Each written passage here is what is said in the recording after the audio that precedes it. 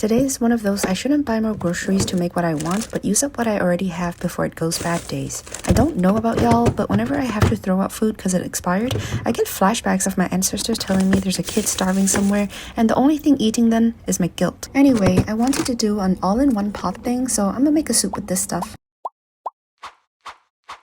I saw someone post a cooking hack where they blend up silken tofu to add to sauces and it would make the sauce creamy. So that's what I'm doing here. Just because I feel lazy doesn't mean I can also be experimental, okay? I was really hopeful about this method because I haven't touched anything creamy since lactose intolerance touched me, but that's a story for another time.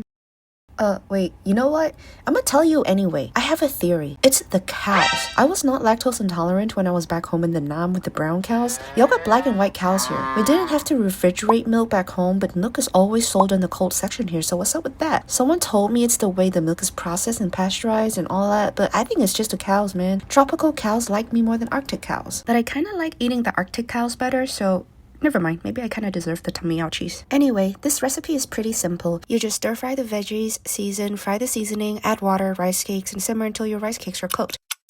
After the rice cakes are about 95% done, you can add the leafy veggies if you're using any. They cook fast, so you don't want them disintegrating by putting them in sooner. I also added my blended tofu around this time, but you can save it for last too, because did you know you can eat tofu raw? I was shook when I found out that some people make protein smoothies by just adding a whole thing of silken tofu. Not judging, but I prefer my protein to be Arctic cows. And as you can see, my Arctic cow is more Arctic than cow right now, so I was struggling to separate the slices. The cow's fighting back, man. And guess what? It won. I gave up and just plopped the whole thing in. It was a huge pain to separate the slices as it cooks. But eventually, it did cook. Not gonna lie though, the rice cake looked kinda sus. I think they might have sat in the fridge unsealed for too long and probably dried out, so even after 20 minutes of simmering to the point where my veggies are falling apart, the cake still did not cook. Hindsight, I should have used sliced rice cakes. It would have gone well with my sliced Arctic cow. Other than that, the soup was spectacular.